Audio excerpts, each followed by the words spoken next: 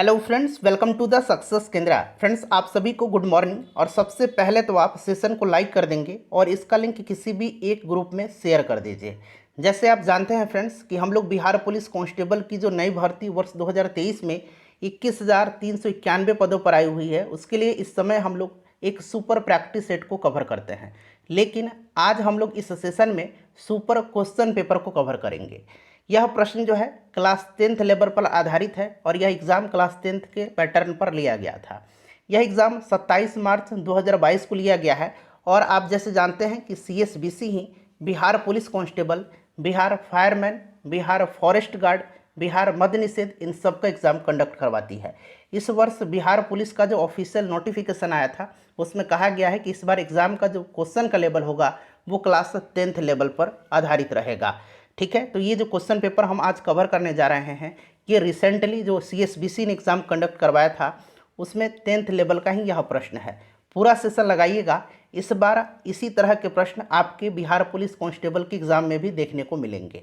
एक टेस्ट के तौर पर लगाइए और देखिए इसमें से आप कितना नंबर ला रहे हैं और अपना नंबर स्कोर कमेंट करके ज़रूर बताइएगा।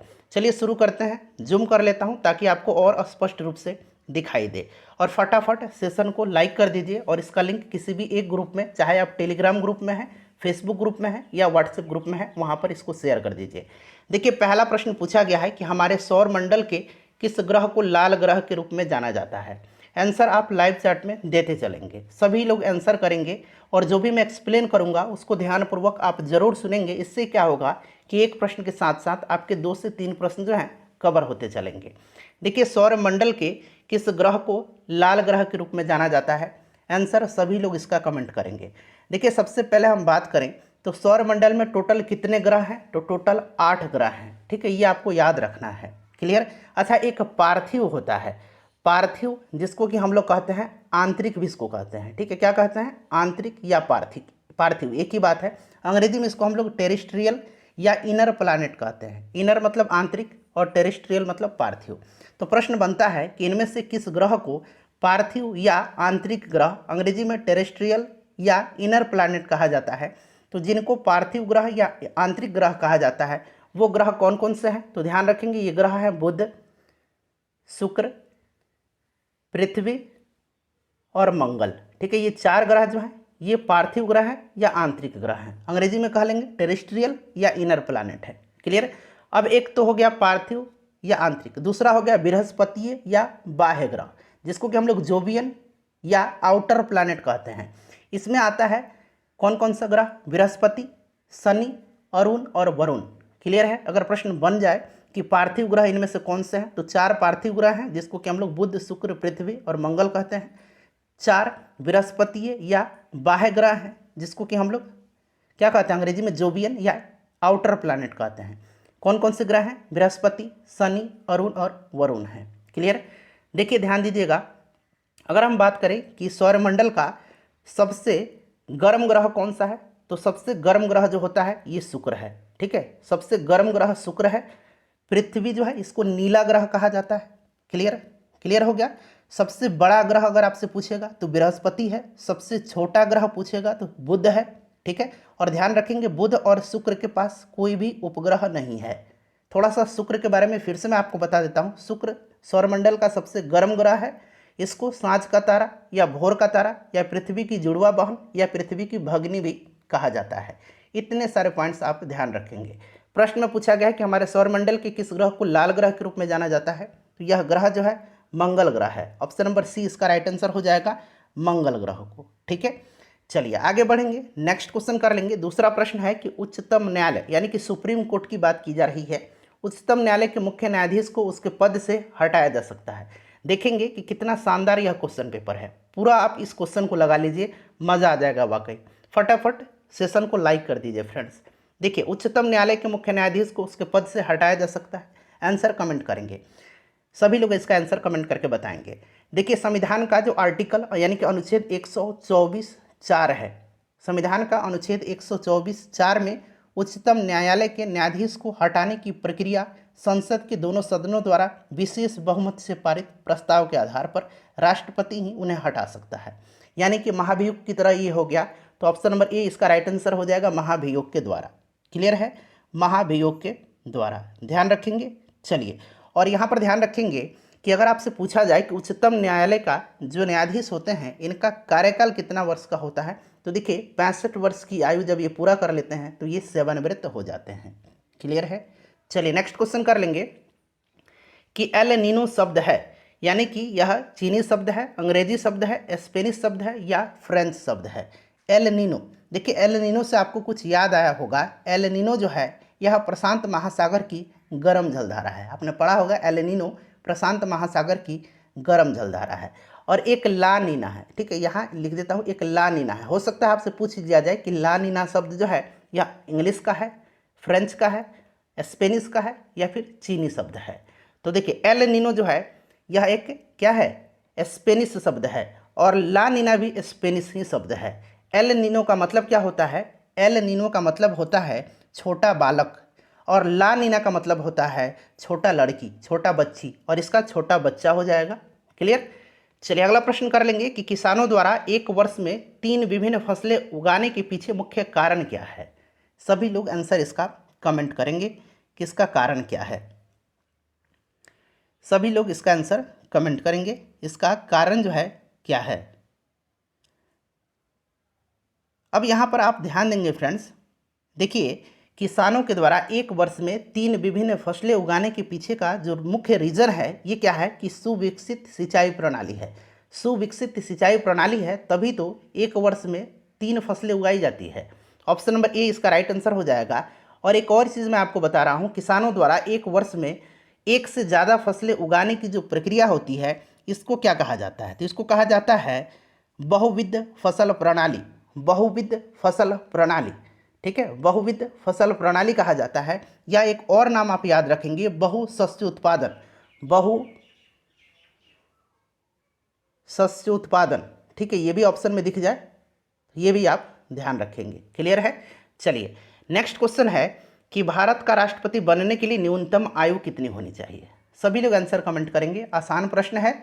और देखिए बिहार पुलिस के लिए जो हमारा सुपर प्रैक्टिस सेट चल रहा है उसमें केवल और केवल हम लोग सेलेक्टेड क्वेश्चंस को ही कवर करते हैं जिनके चांसेस आपके एग्जाम में आने के सबसे ज़्यादा हैं। तो अगर आपने नहीं देखा है सुपर प्रैक्टिस सेट का 12 सेशन मैंने कराया हुआ है, लिंक डिस्क्रिप्शन बॉक्स में मिल जाएगा, ज़रूर देख लीजिएगा।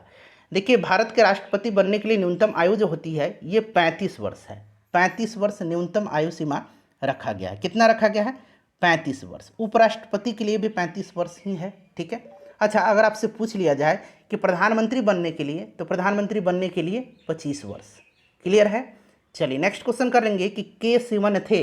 अब देखिए ये उस समय का प्रश्न है, तो के सिवन क्या थे, ये इसरो के चेयरपर्सन थे। Option number B right answer हो जाएगा। वर्तमान में इसरो के चेयरमैन कौन है, तो वर्तमान में एस सोमनाथ हैं। एस सोमनाथ हैं, इनका नाम आप याद रखेंगे। अच्छा अभी हाल ही में इसरो ने जो है चंद्रयान 3 को लॉन्च किया है। तो यहाँ से प्रश्न निश्चित रूप से आपके एग्जाम में बनेगा। देखिए चंद्रयान 3 जो है यह भारत का तीसरा चंद्रयान मिशन है। क्लियर है। कब ये लॉन्च किया गया, तो यह 14 जुलाई 2023 को। ये डेट तो भारत के इतिहास के स्वर्णिम अक्षरों में लिखा जाएगा, ठीक है। 14 जुलाई 2023 ये डेट आपको भी नहीं भूलना है। 14 जुलाई 2023 को चंद्रयान 3 को आंध्र प्रदेश के श्रीहरिकोटा में स्थित सतीश धवन अंतरिक्ष केंद्र से लॉन्च किया गया है, ठीक है। चलिए जब इसको लॉन्च किया गया चंद्रयान 3, तो इसरो के चेयरमैन कौन थे, ये भी प्रश्न बनेगा, एस सोमनाथ। क्लियर है। अच्छा इसको लॉन्च जो है किससे किया गया है, तो इसको लॉन्च किया गया है LVM3, मैं यहाँ पर लिखता हूँ LVM3, ठीक है, M4 से इसको जो है लॉन्च किया गया है। ये पूरा नाम व्हीकल का आप याद रखेंगे। LVM का मतलब क्या होगा, ये भी बनेगा, LVM Mark 3 होता है, ठीक है। तो L का मतलब होता है लॉन्च, V से व्हीकल और M से Mark 3 हो जाएगा, ठीक है। लॉन्च व्हीकल Mark 3 से लॉन्च इसको किया गया। अच्छा इसके विक्रम का क्या नाम है, तो विक्रम का नाम इसका लैंडर है। क्या नाम है, लैंडर है। और इसका जो रोवर है उसका नाम क्या है, तो रोवर का नाम प्रज्ञान है। रोवर का नाम प्रज्ञान है। इतने सारे पॉइंट्स आपको ध्यान रखने हैं। चलिए नेक्स्ट क्वेश्चन कर लेंगे कि भारत की प्रथम महिला राष्ट्रपति कौन है। भारत की प्रथम महिला राष्ट्रपति। अच्छा सबसे पहले आप बताइए कि भारत के प्रथम राष्ट्रपति कौन थे, उनका संबंध भारत के किस राज्य से था। चलिए कमेंट करके बताइए। तो देखिए भारत के प्रथम राष्ट्रपति डॉक्टर राजेंद्र प्रसाद जी थे। बिहार के थे। क्लियर है। अच्छा, यहाँ प्रथम महिला राष्ट्रपति पूछा गया है, तो ये प्रतिभा पाटिल थी। Option number B right answer हो जाएगा।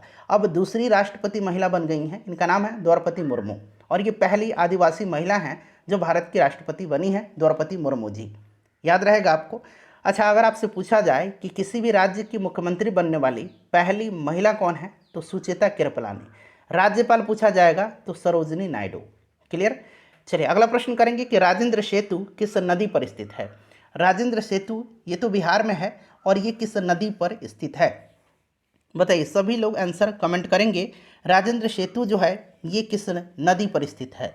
राजेंद्र सेतु गंगा नदी पर स्थित है, गंगा नदी पर स्थित है, और यह एक रेल सह सड़क पुल है।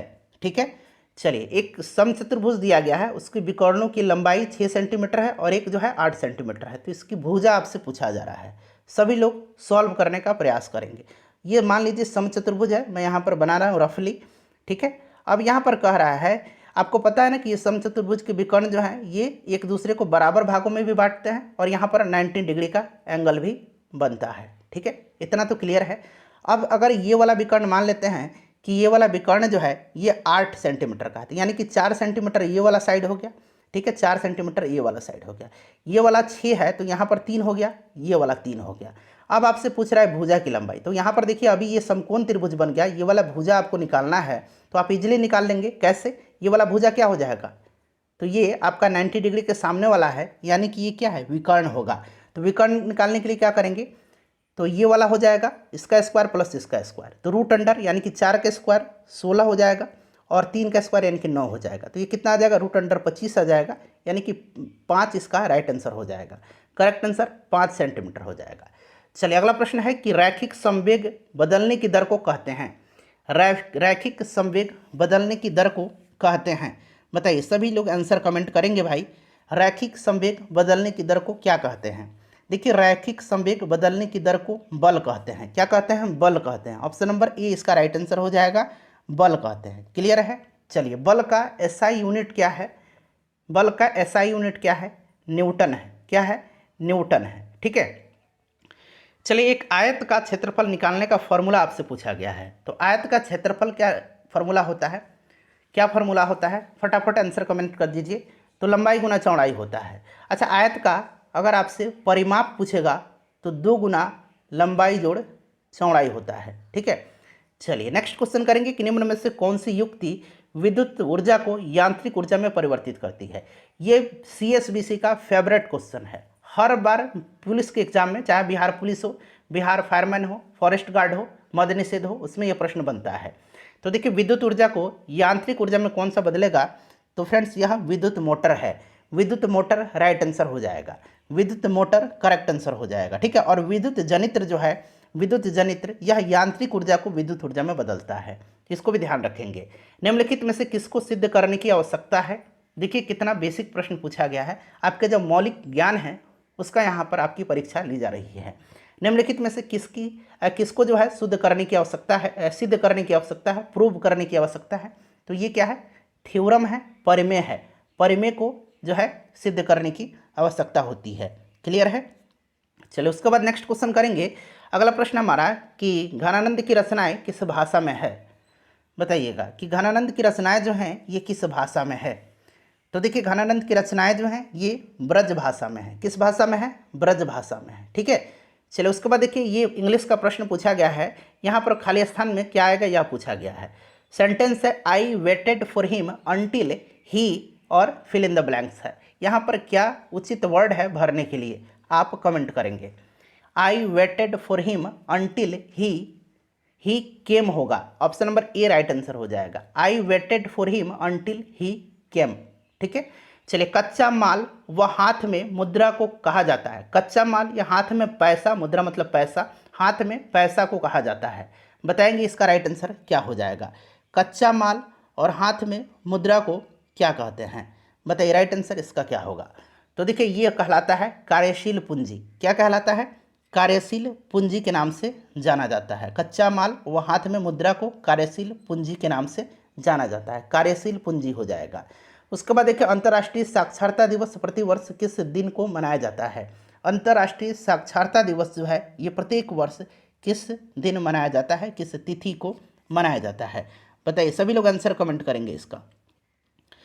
तो देखिए, अंतर्राष्ट्रीय साक्षरता दिवस प्रतिवर्ष 8 सितंबर के दिन मनाया जाता है, 8 सितंबर के दिन। अच्छा, 1 अगस्त के दिन भी प्रश्न बन सकता है। 1 अगस्त के दिन राष्ट्रीय पर्वतारोहण दिवस मनाया जाता है, ठीक है। 10 अक्टूबर के दिन क्या मनाया जाता है? तो 10 अक्टूबर के दिन विश्व मानसिक स्वास्थ्य दिवस मनाया जाता है, विश्व मानसिक स्वास्थ्य दिवस। चलिए, उसके बाद पुस्तक द ओरिजिन ऑफ स्पीसीज किसने लिखी है? द ओरिजिन ऑफ स्पीसीज पुस्तक के लेखक का नाम बार बार बिहार पुलिस के एग्जाम में पूछा जाता है, और देखिए इस बार भी पूछ लिया गया है। तो द ओरिजिन ऑफ स्पीसीज जो है ये चार्ल्स डार्विन की रचना है, द ओरिजिन ऑफ स्पीसीज। अच्छा, कैरोलस लिनियस का नाम याद रखेंगे। इनको कैरोलस लिनियस को जो है आधुनिक वर्गीकी का पिता कहा जाता है, आधुनिक वर्गीकरण का जनक इनको कहा जाता है। इनकी भी पुस्तक है एक, सिस्टेमा नेचुरा, मैं यहाँ पर लिखता हूँ, ठीक है, सिस्टेमा नेचुरे। हिंदी में ऐसे आपको लिखा मिलेगा, सिस्टेमा नेचुरे, ठीक है। तो ये किसकी पुस्तक है? तो कैरोलस लिनियस की। नेक्स्ट क्वेश्चन है कि विश्व के सबसे बड़े क्रिकेट स्टेडियम मोटेरा का नया नाम क्या रखा गया है? तो इसका नाम क्या रखा गया है? कमेंट करेंगे सभी लोग। नया नाम रखा गया है Narendra Modi stadium. Option number C right answer हो जाएगा। उत्तरी तथा उत्तरी पश्चिमी भारत में चलने वाली गर्म तथा शुष्क हवाएं जो हैं कहलाती हैं। उत्तरी तथा उत्तरी पश्चिमी भारत में चलने वाली गर्म तथा शुष्क हवाएं कहलाती हैं। कमेंट करिए सभी लोग इसका आंसर, क्या कहलाती हैं? तो फ्रेंड्स, इसको लू कहा जाता है। क्या कहा जाता है? इसको लू कहा जाता है। चलिए, नेक्स्ट क्वेश्चन हमारा है कि भारत जैसे देश में सर्वाधिक प्रचुर मात्रा में उपलब्ध उत्पादन का साधन कौन सा है? भारत जो है विश्व का सबसे अधिक जनसंख्या वाला देश बन गया है, चाइना से भी आगे निकल गया है। तो भारत जैसे देश में सर्वाधिक प्रचुर मात्रा में उपलब्ध उत्पादन का साधन जो है ये क्या है? तो ये श्रम है। क्या है? श्रम है। चलिए, नेक्स्ट क्वेश्चन करेंगे कि अग्नि का विशेषण शब्द बताना है। अग्नि का विशेषण शब्द, संज्ञा या सर्वनाम की विशेषता बतलाने वाले शब्द को विशेषण कहते हैं, ये आप जानते भी हैं। बताइए, अग्नि का विशेषण शब्द क्या है? इसमें से अग्नि का विशेषण जो है ये आग्नेय होगा। आग्नेय राइट आंसर हो जाएगा। चलिए, उसके बाद देखिए, देश की प्रथम महिला मुख्य निर्वाचन आयुक्त कौन थी? देश की प्रथम महिला मुख्य निर्वाचन आयुक्त कौन थी? अच्छा, प्रश्न ये भी बनता है कि भारत के प्रथम मुख्य निर्वाचन आयुक्त कौन थे? तो इनका नाम तो आपको पता है क्योंकि ये फ्रीक्वेंटली पूछा गया प्रश्न है, सुकुमार सेन, ठीक है। लेकिन यहाँ पर प्रथम महिला मुख्य निर्वाचन आयुक्त पूछा गया है, तो ये कौन थी? वीएस रमा देवी।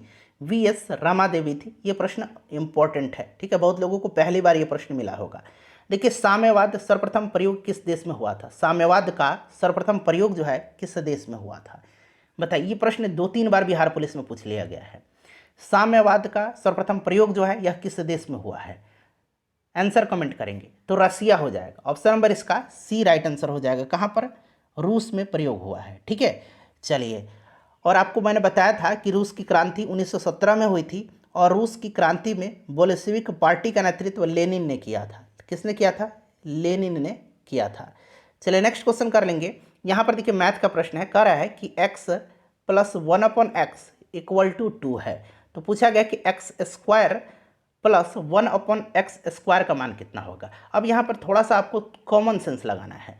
अगर हम पुट करेंगे x की वैल्यू 1 रख देते हैं, और फिर नीचे x की जगह हम 1 ही पुट करेंगे ना, तो ये देखिए 1 + 1/1 कितना आएगा? ये 2 ही तो आएगा, यानी कि ये 2 आ गया, यानी कि हमने जो x का वैल्यू रखा है वो बिल्कुल ठीक है। तो अब यहाँ पर भी हम लोग x का वैल्यू 1 ही रखेंगे, तो x का स्क्वायर करेंगे, मतलब 1 का स्क्वायर + 1/1 का स्क्वायर करेंगे, तो फिर भी ये 2 ही तो आ जाएगा। क्लियर है? चलिए, उसके बाद नेक्स्ट क्वेश्चन हमारा कि बैंकों की तुलना में, देखिए अब ये थोड़ा सा समझने वाला प्रश्न है। अब इस तरह का प्रश्न का क्या जवाब दिया जाए? कोई ऑथेंटिक सोर्स भी तो नहीं है। बैंकों की तुलना में साहूकार के द्वारा वसूली जाने वाली ब्याज की दर होती है, ये कम होती है, सामान्य होती है बैंक की तुलना में, या थोड़ी सी ज़्यादा होती है, या बहुत ज़्यादा होती है? अब इस तरह का क्वेश्चन का आप क्या जवाब देंगे? बैंक की तुलना में साहूकार के द्वारा वसूली जाने वाली ब्याज की दर जो होती है ये कम ही तो होती है। कम राइट आंसर इसका होगा, ठीक है। जल के अणुओं की गति जब चयनात्मक पारगम्य झिल्ली द्वारा हो तो उससे कहते हैं। ये क्वेश्चन देखिए फ्रेंड्स, अभी जो है 16 जुलाई के दिन जो बिहार मद्य निषेध दरोगा का एग्जाम हुआ था, बिहार मद्य निषेध दरोगा का, उसमें यह प्रश्न हूबहू पूछा गया था कि जल के अणुओं की गति जब चयनात्मक पारगम्य झिल्ली के द्वारा हो तो उसे कहते हैं, उसे क्या कहते हैं?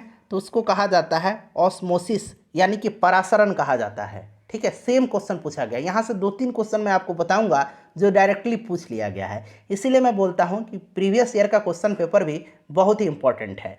देखिए, Bihar police practice set 2023, Bihar police previous year question paper 2023, Bihar police important question 2023, Bihar police GK GS 2023, Bihar police VVI question 2023, ये सब बिहार पुलिस 2023 भर्ती के लिए चलाया जा रहा है। ठीक है, चैनल से जुड़िए और अच्छे तरीके से बिहार पुलिस की तैयारी करिए। देखिए, खुली वायु में कुछ दिन छोड़ देने पर सिल्वर की वस्तुएं काली हो जाती हैं। कैसी हो जाती हैं? काली हो जाती हैं, क्योंकि उन पर खाली स्थान दिया गया है कि परत बन जाती है। क्यों काली हो जाती है? उन पर किसकी परत बन जाती है? बताएंगे सभी लोग आंसर कमेंट करके। उन पर किसकी परत जो है बन जाती है? राइट आंसर बताएंगे कमेंट करके, क्या इसका आंसर होगा?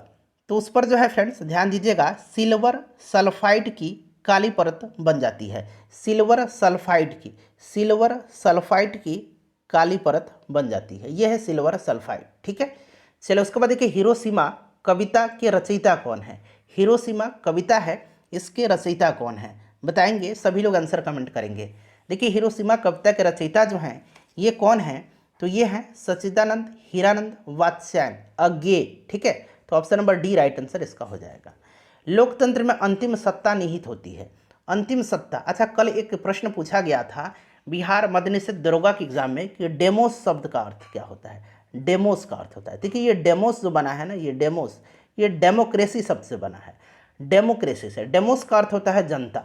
ठीक है, आम जनता, और क्रेसी का मतलब शासन होता है। क्रेसी का मतलब शासन होता है। तो अगर आपसे डेमोस का पूछेगा तो जनता होगा, और क्रेसी पूछेगा तो शासन होगा। ठीक है, लोकतंत्र में अंतिम सत्ता जनता में होती है। ऑप्शन नंबर बी इसका राइट आंसर हो जाएगा। ठीक है, चलिए, मयूरभंज खान किस लिए जानी जाती है? अच्छा, कोरापुट भी पूछा गया है। कोरापुट, कोरापुट कहाँ पर है? तो कोरापुट जो है ये उड़ीसा में है। यही पूछा गया था कि कोरापुट कहाँ पर है, तो उड़ीसा में है। ठीक है, अच्छा मयूरभंज भी उड़ीसा में ही है। कहाँ पर है? मयूरभंज भी उड़ीसा में ही है, और यह लौह अयस्क की खदान के लिए प्रसिद्ध है। तो ये आपका लौह अयस्क हो जाएगा। अगला प्रश्न करेंगे कि बस्तर आंदोलन में किसकी प्रमुख भूमिका थी? बस्तर आंदोलन में किसकी प्रमुख भूमिका थी? बस्तर आंदोलन पूछा गया है। बताइए राइट आंसर इसका क्या होगा? देखिए, बस्तर आंदोलन जो है ये हुआ था कब? तो 1910 में हुआ था। कब हुआ था? 1910 में। ठीक है, 1910 में अंग्रेजों के खिलाफ यह एक आदिवासी विद्रोह था, और इस विद्रोह का नेतृत्व आदिवासी नेता गुंडाधुर ने किया था। गुंडाधुर राइट आंसर इसका हो जाएगा। ठीक है, प्रत्येक परिमेय संख्या होती हैं एक, प्रत्येक परिमेय संख्या जो होती हैं वह एक क्या होती हैं? बताइए, कमेंट करके आंसर बताइए। प्रत्येक परिमेय संख्या जो होती हैं यह एक वास्तविक संख्या होती हैं। कैसी होती हैं? तो ये वास्तविक संख्या होती हैं। ठीक है, वास्तविक संख्या होती है। अगला प्रश्न कि श्वेत क्रांति, ठीक है, श्वेत क्रांति निम्नलिखित में से किसके अधिक उत्पादन से संबंधित है?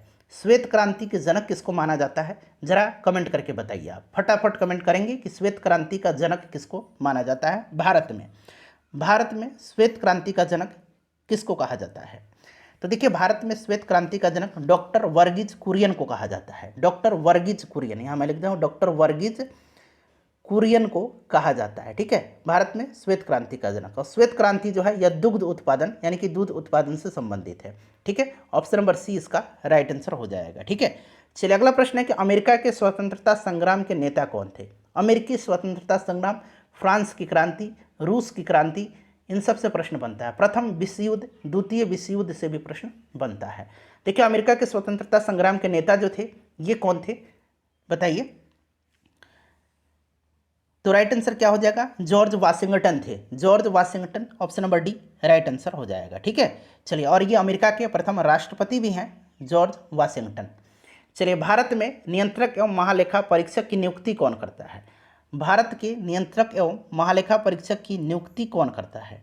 ठीक है, बताइए। तो देखिए, आर्टिकल 148 जो है इसके अनुसार नियंत्रक एवं महालेखा परीक्षक की नियुक्ति राष्ट्रपति के द्वारा की जाती है। ऑप्शन नंबर बी हो जाएगा राष्ट्रपति। क्लियर है। चलिए अगला प्रश्न करेंगे कि 15वीं शताब्दी में कौन से व्यापारी सबसे पहले हिंद चीन पहुंचे थे। अच्छा, एक प्रश्न तो बिहार पुलिस में ये पूछ लिया गया था कि हिंद चीन में कौन कौन से देश शामिल होते हैं। तो देखिए हिंद चीन में अगर हम बात करें तो इसमें वियतनाम, लाओस और कंबोडिया देश हिंद चीन में शामिल थे। कौन कौन से? वियतनाम, लाओस और कंबोडिया। क्लियर है। और सबसे पहले जो आए थे 15वीं शताब्दी में हिंद चीन पहुंचे थे ये पुर्तगाली थे। कौन थे? पुर्तगाली थे। क्लियर है। अच्छा, सर्वप्रथम भारत के समुद्री मार्ग की खोज 1498 में एक पुर्तगाली यात्री ही था, वास्को डी गामा, इसी ने किया था। ये सन आप 1498 अपने दिमाग में छाप लीजिए। ठीक है। चलो उसके बाद देखिएगा कि एशिया का सबसे स्वच्छ गांव किस राज्य में स्थित है। एशिया का सबसे स्वच्छ गांव जो है ये किस राज्य में स्थित है, बताइए। राइट आंसर इसका क्या हो जाएगा। तो देखिए इस गांव का नाम मैं बता देता हूँ। इस गांव का नाम मैं यहाँ पर लिख देता हूँ, मौलिंगनोंग। ठीक है, मौलिंगनोंग इस गांव का नाम है। और यह गांव जो है किस राज्य में है, तो यह गांव जो है यह मेघालय में है। ठीक है, मेघालय राइट आंसर हो जाएगा इसका। अलकनंदा नदी भागीरथी नदी से कहाँ पर मिलती है। अलकनंदा नदी भागीरथी नदी से कहाँ पर मिलती हैं, बताएंगे। सभी लोग आंसर कमेंट करेंगे। देखिए अलकनंदा नदी भागीरथी से मिलती है कहाँ पर, तो देवप्रयाग में। कहाँ पर मिलती है? देवप्रयाग में मिलती है। ठीक है, देवप्रयाग में। देवप्रयाग राइट आंसर इसका हो जाएगा। देखिए एक धन वार्षिक चक्रवृद्धि ब्याज की दर से 2 वर्ष में स्वयं का 25/16 गुना हो जाता है, तो ब्याज की दर आपसे पूछा गया है। ठीक है, स्वयं का 25/16 गुना हो जाता है। अब यहाँ पर ध्यान देंगे फ्रेंड्स, 25/16 जो दिया गया है, अब यहाँ से 16 क्या है, 16 जो है यहाँ पर मूलधन है। मूलधन क्या है? मूलधन 16 है। ठीक है, और मूलधन है ये, यानी कि मूलधन क्या है, ये P है। और मिश्रधन जो है, अमाउंट जो है ये कितना है, 25 है। अब आपको फॉर्मूला पता होगा कि E इक्वल टू क्या होता है, P इंटू 1 प्लस R/100 और इसका पावर n क्या है, टाइम है यहाँ पर।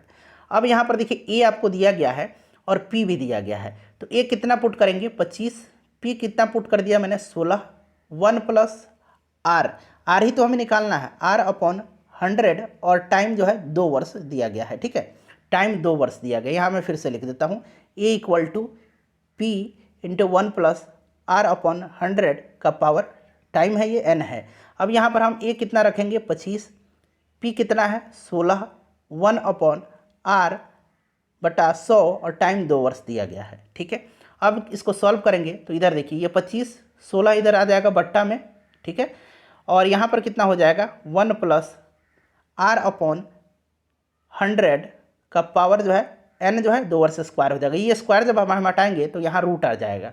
जब इसको रूट से हम बाहर निकालेंगे तो ये 5/4 आ जाएगा। 5/4 इक्वल टू 1 प्लस R/100 होगा, यही होगा ना। अब इसको हम सॉल्व करेंगे तो इजिली R निकल जाएगा, R/100 और इधर 1 माइनस में चला जाएगा और इसको हम सॉल्व कर लेंगे तो आंसर निकल के आ जाएगा 25%। ठीक है, चलिए 25% राइट आंसर इसका हो जाएगा।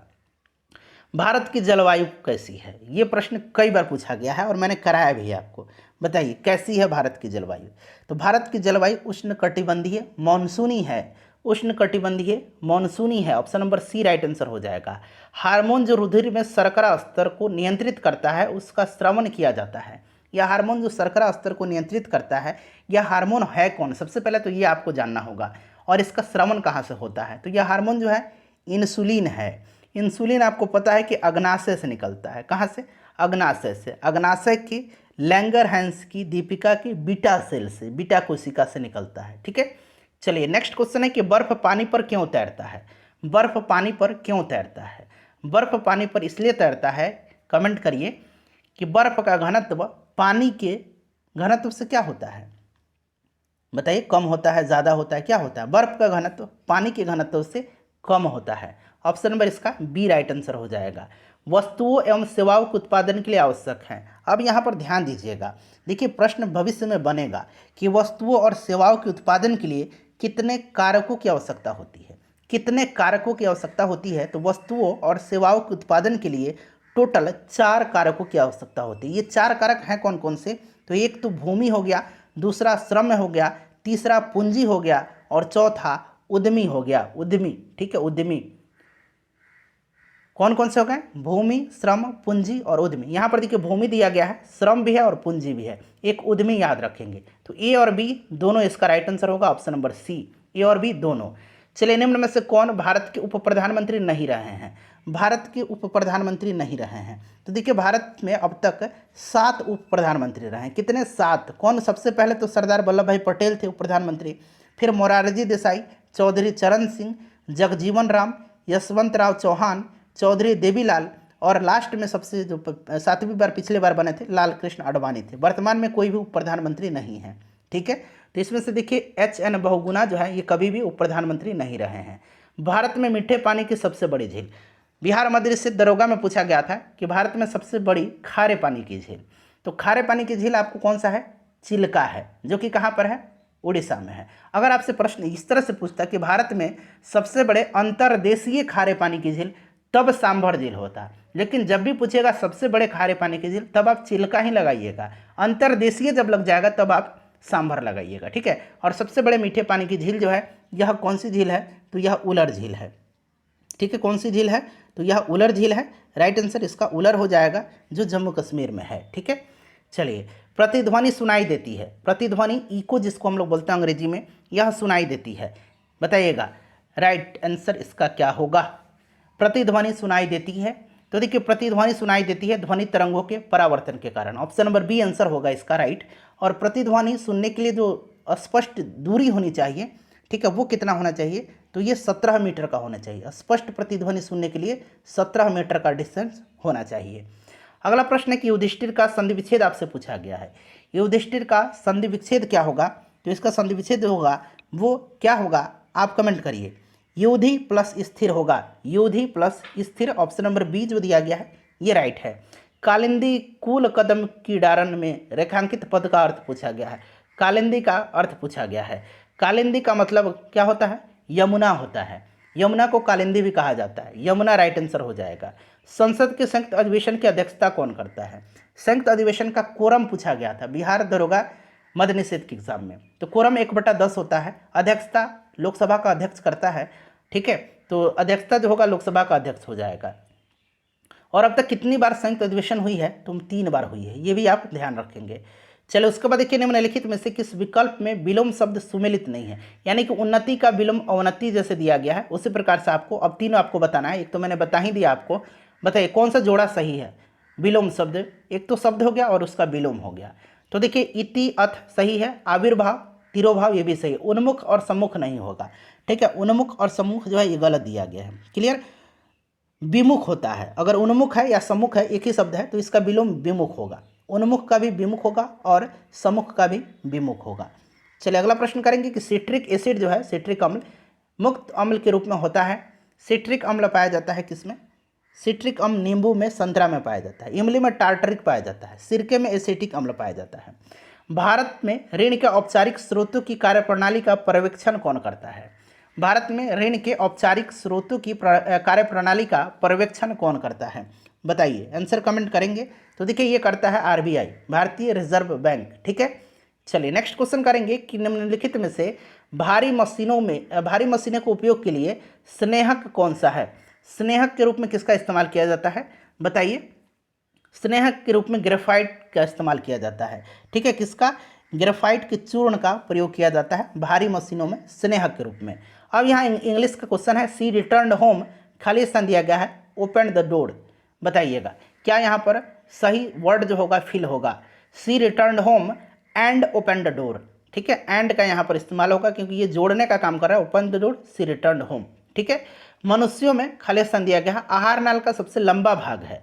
मनुष्यों में आहार नाल का सबसे लंबा भाग जो है ये कौन सा है? सबसे लंबा भाग जो है ये कौन सा है? बताइए, राइट आंसर क्या हो जाएगा? तो देखिए पाचन तंत्र में आहार नल का सबसे बड़ा भाग जो है ये क्षुद्रांत है। कौन है? क्षुद्रांत हो जाएगा इसका राइट आंसर। नेक्स्ट है कि वस्तु शब्द का बहुवचन बताना है आपको। तो वस्तु का बहुवचन क्या होगा? फटाफट कमेंट कर दीजिए। वस्तुएं होगा, वस्तुएं इसका राइट आंसर हो जाएगा, ठीक है। चलिए मधुबनी लोक चित्र शैली किस राज्य में लोकप्रिय है? मधुबनी आपको याद होगा, बताइए। मधुबनी बिहार का है, option number C right answer हो जाएगा। हिमालय पर्वत की उत्तरी पर्वतमाला का नाम, हिमालय पर्वत की उत्तरी पर्वतमाला का नाम बताइए। हिमालय पर्वत भारत में नंगा पर्वत से लेकर के नामचा बरवा पर्वत तक फैला हुआ है। हिमालय का सबसे उत्तरी पर्वतमाला को हिमाद्री कहते हैं और सबसे दक्षिणी पर्वतमाला को शिवालिक कहते हैं। तो ये हिमाद्री हो जाएगा राइट आंसर, सबसे उत्तरी पर्वतमाला शिवालिक हो जाता। नेक्स्ट क्वेश्चन है कि who took Diksha from Guru Ravidas. देखिए अंग्रेजी में ही प्रश्न पूछ लिया गया है। Who took Diksha from Ravidas, Ravidas से दीक्षा किसने लिया था? तो ये कौन थी? रानी झाली थी। रानी झाली राइट आंसर हो जाएगा, ठीक है, रानी झाली। चलिए अगला प्रश्न करेंगे कि choose the correct preposition from the given option to fill the blanks. The sound came, खालिस्तान दिया गया है द रूम, कहाँ से आवाज़ आया? रूम से आवाज़ आया, तो sound came from the room होगा, फ्रॉम का यहाँ पर इस्तेमाल होगा। किसे फॉरेस्ट मैन ऑफ इंडिया के नाम से जाना जाता है? किसे फॉरेस्ट मैन ऑफ इंडिया कहा जाता है? बताइए, फटाफट आंसर कमेंट करेंगे। फॉरेस्ट मैन ऑफ इंडिया के नाम से किसको जाना जाता है? तो ये जाना जाता है जादव पायंग को। जादव पायंग इनका नाम है। ये कहाँ के हैं? तो फ्रेंड्स ये असम के एक पर्यावरणविद हैं, एक पर्यावरणविद कार्यकर्ता हैं जादव पायंग, और इनको पद्मश्री से भी सम्मानित किया जा चुका है। उसके बाद देखिए, ग्रहों की गति का संचालन होता है किस नियम के द्वारा? ग्रहों की गति का संचालन जो होता है यह किस नियम के द्वारा होता है? बताएंगे, सभी लोग आंसर कमेंट करेंगे। तो ये होता है किसके नियम के अनुसार? तो फ्रेंड्स ध्यान रखेंगे आप, ये कैपलर के नियम के द्वारा ग्रहों की गति का संचालन होता है, कैपलर हो जाएगा, ठीक है। चलिए उसके बाद देखिएगा कि बेलिकोज का यहाँ पर पूछा गया है करेक्ट मीनिंग, ठीक है, यानी कि आप कह सकते हैं इसका सिनोनिम पूछा गया है। तो बेलिकोज का मतलब आपको क्या होगा ये जानना जरूरी है। बेलिकोज का मतलब लड़ाकू होता है, ठीक है, लड़ाकू होता है, ठीक है। और यहाँ पर देखिएगा क्या हो जाएगा, लड़ाकू शब्द से मिलता जुलता शब्द, तो ये एग्रेसिव हो जाएगा, ठीक है। चलिए, दो अस्थियाँ आपस में एक दूसरे से किससे जुड़ी होती हैं? अस्थि को अस्थि से जोड़ता है, यानी कि दो अस्थि को जोड़ रहा है, ये क्या है? ये लिगामेंट है। क्या है? लिगामेंट है, लिगामेंट है, क्लियर है। इसको हम लोग क्या कहेंगे? हिंदी में स्नायु कहते हैं, स्नायु कहते हैं, ठीक है। और अस्थि और मांसपेशी को जो जोड़ता है उसको हम लोग टेंडन कहते हैं, उसको क्या कहते हैं? टेंडन कहते हैं, कंडरा कहते हैं, क्लियर। चलिए अगला प्रश्न करेंगे कि प्रति 1000 पुरुषों पर महिलाओं की संख्या क्या कहलाती है? प्रति 1000 पुरुषों पर महिलाओं की संख्या क्या कहलाती है? तो फ्रेंड्स इसी को तो हम लोग लिंगानुपात कहते हैं, इसी को हम लोग क्या कहते हैं? लिंगानुपात कहते हैं। 2011 की जनगणना के अनुसार सबसे ज़्यादा बिहार के किस जिला में लिंगानुपात है? तो गोपालगंज में। सबसे कम कहाँ पर है बिहार में? तो मुंगेर में है। चलिए, सर्व शिक्षा अभियान का उद्देश्य आपसे पूछा गया है, सर्व शिक्षा अभियान का उद्देश्य क्या है? देखिए, सर्व शिक्षा अभियान जो है यह प्रधानमंत्री अटल बिहारी वाजपेयी के समय में 2001-2 में स्टार्ट की गई थी, ठीक है। 6 से 14 वर्ष आयु समूह के सभी बच्चों को प्रारंभिक शिक्षा देना। ऑप्शन नंबर इसका सी राइट आंसर हो जाएगा, ठीक है। चलिए नेक्स्ट क्वेश्चन करेंगे कि यदि दो कोण एक दूसरे के पूरक हो, कैसे हो? पूरक हो, तो प्रत्येक कोण कैसा होगा? यदि दो कोण एक दूसरे के पूरक हैं तो प्रत्येक कोण जो होगा ये न्यून कोण होगा, एक न्यून कोण होगा, ठीक है। खोजी गई प्रथम जीवाणुरोधक यानी कि एंटीबायोटिक दवा कौन सी थी? खोजी गई प्रथम एंटीबायोटिक कौन सी थी? एंटीबायोटिक की खोज अलेक्जेंडर फ्लेमिंग ने किया था, ये आपको भी पता है। और प्रथम एंटीबायोटिक पेनिसिलिन है, इसकी खोज के श्रेय के लिए 1928 में इनको जो है नोबेल पुरस्कार अलेक्जेंडर फ्लेमिंग को दिया गया था, पेनिसिलिन है। चलिए उसके बाद देखिएगा कि सौर सेल बनाने के लिए कौन सा पदार्थ उपयोग किया जाता है? हूबहू यही प्रश्न जो है बिहार मद्य निषेध दरोगा के 16 जुलाई 2023 में पूछा गया था। प्रश्न उसमें बस इतना पूछा गया था, प्रश्न को बदल किस प्रकार से दिया गया था कि सोलर सेल बनाने के लिए किसका उपयोग किया जाता है? और ऑप्शन में था चालक, अर्धचालक, ये सब ऑप्शन में दिया हुआ था। तो आपको पता है कि सिलिकॉन का इस्तेमाल किया जाता है और सिलिकॉन एक अर्धचालक है, तो अर्धचालक ही आंसर होगा उसका भी। मूली एक रूपांतरित क्या है? अच्छा, आलू बार बार पूछा जाता है, आलू क्या है? तो आलू एक तना है रूपांतरित। और मूली क्या है बताइए, मूली क्या है? सभी लोग आंसर कमेंट करेंगे, मूली क्या है? तो मूली जो है फ्रेंड्स यह क्या है? तो एक रूपांतरित जड़ है, मूल है, ठीक है। तो ऑप्शन नंबर यहाँ पर देखिए मूल दिया गया है। उसके बाद यहाँ पर देखिए खाली स्थान है, ही एंड आई, खाली स्थान दिया गया है, playing yesterday, he and I were playing yesterday, ठीक है। तो यहाँ पर वर आ जाएगा। भारत में है, भारत में है, बताइए भारत में है क्या है? भारत में क्या है? सभी लोग आंसर कमेंट करेंगे फटाफट, सभी लोग आंसर कमेंट करेंगे, मैं वेट कर रहा हूँ, सभी लोग आंसर कमेंट करेंगे इसका। तो भारत में क्या है, सर्वदलीय व्यवस्था है ना, भारत में क्या है, बहुदलीय है। तो यहाँ पर देखिए बहुदलीय व्यवस्था इसका राइट आंसर हो जाएगा। ठीक है, चलिए अगला प्रश्न कर लेंगे कि एक वृक्ष की हत्या, यह कविता है, इसके रचनाकार कौन है। बताइए, एक वृक्ष की हत्या कविता के रचनाकार कौन है। तो फ्रेंड्स यह जो रचना है यह किसकी है, तो यह रचना जो है यह कुंवर नारायण की है। कुंवर नारायण राइट आंसर हो जाएगा। उसके बाद देखिए ये वाला अंग्रेजी का प्रश्न छूट गया है, आइए कर लेते हैं। कह रहा है कि the book was read by her. ठीक है, यहाँ पर वाज है तो रेड पढ़ेंगे इसको। ठीक है, पास्ट टेंस में है। तो वहीं पूछा गया है कि ये आपका एक्टिव वॉइस है, इसका जो है पैसिव वॉइस है, इसका एक्टिव क्या होगा, यहाँ से एक्टिव इसका बताना है। तो देखिए ये चूंकि वाज लगा हुआ है तो द यहाँ पर होगा, यहाँ पर सही आंसर जो होगा सी रेड द बुक होगा। सी रेड ये पास्ट में है, इसको रेड नहीं, ये V2 है। ठीक है, तो ये आपको रेड पढ़ेंगे, सी रेड द बुक होगा। ऑप्शन नंबर बी जो होगा इसका राइट आंसर हो जाएगा। चलिए अगला प्रश्न है कि वृक्ष की हत्या मैंने बता दिया कुंवर नारायण। किस समूह में सभी शब्द रात के पर्यायवाची शब्द हैं। रात के पर्यायवाची शब्द आपको पता है ना क्या क्या होते हैं, रजनी निशा रात्रि। ठीक है, यहाँ पर देखिए रजनी निशा रात्रि, रजनी निशा रात्रि, ऑप्शन नंबर डी हो जाएगा। 1907 में जमशेदजी टाटा के द्वारा टिस्को की स्थापना कहाँ की गई थी। ध्यान रखेंगे 1907 में की गई थी टिस्को की स्थापना।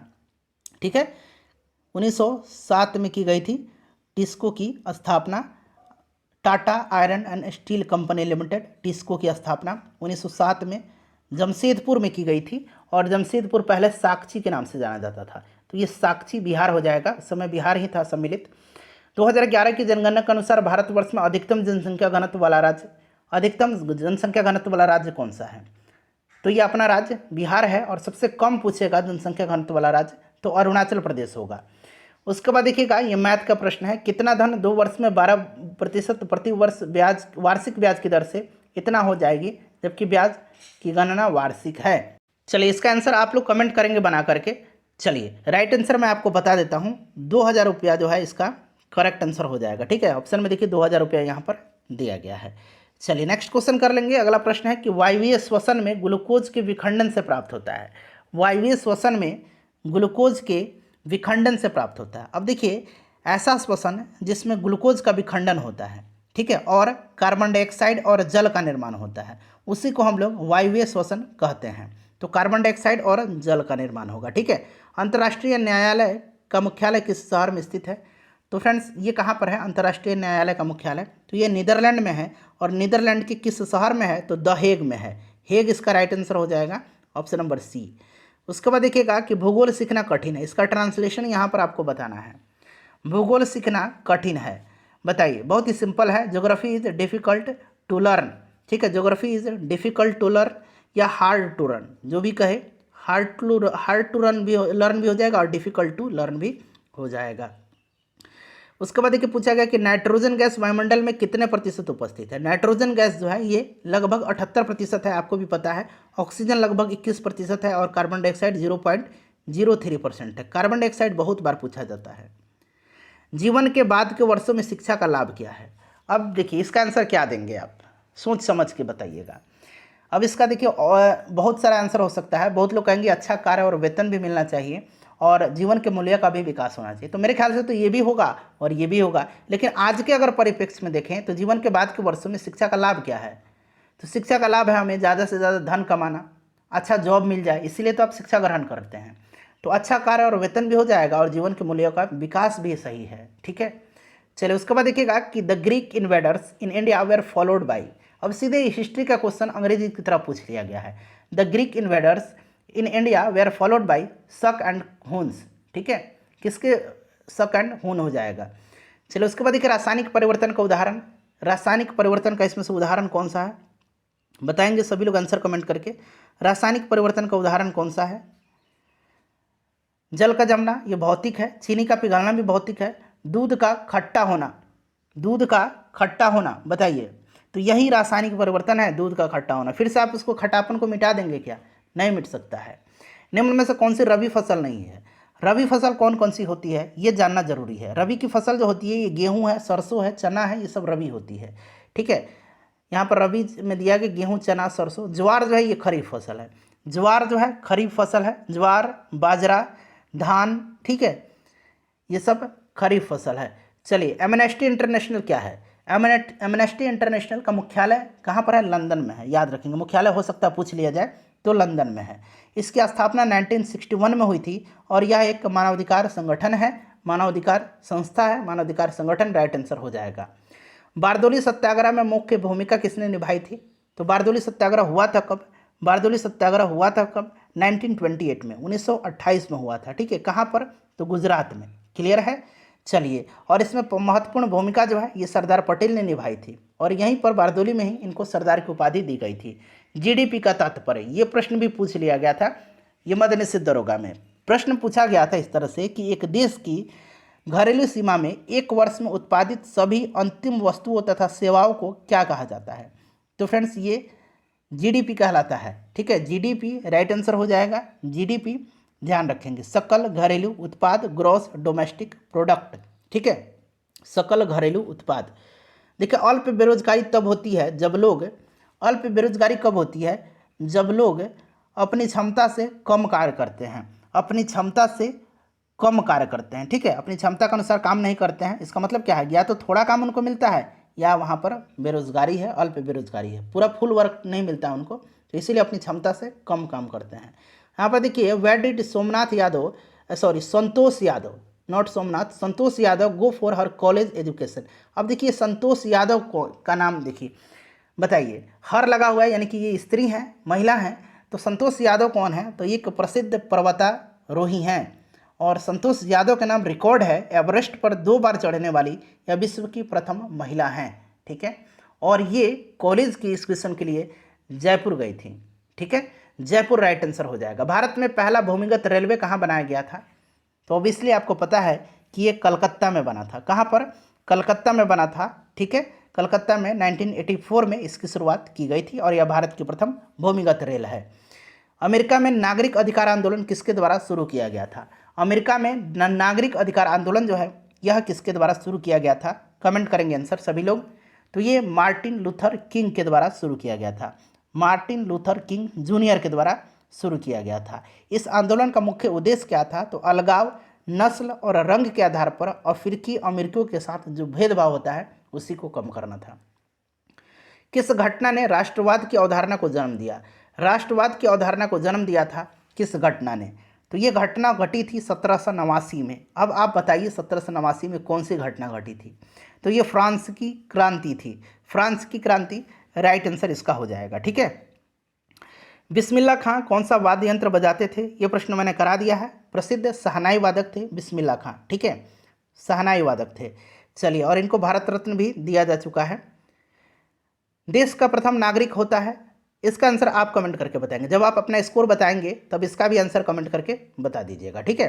अब इसमें से देखिएगा कि निम्नलिखित में से कौन सी संख्या इस श्रेणी में यहाँ खाली स्थान पर आएगा। अब 5, 5 के बाद 6, 11, 6, 17, 6, 23, एक तो ऐसे है, लेकिन आप देखिए 23 के बाद 29 होगा तो 29 ऑप्शन में है नहीं, तो यहाँ थोड़ा सा दिमाग लगाइए। ये जितनी भी संख्याएँ हैं ये कौन सी संख्याएँ हैं? जितनी भी संख्याएँ हैं ऑप्शन में ये सारे के सारे अभाज्य संख्याएँ हैं।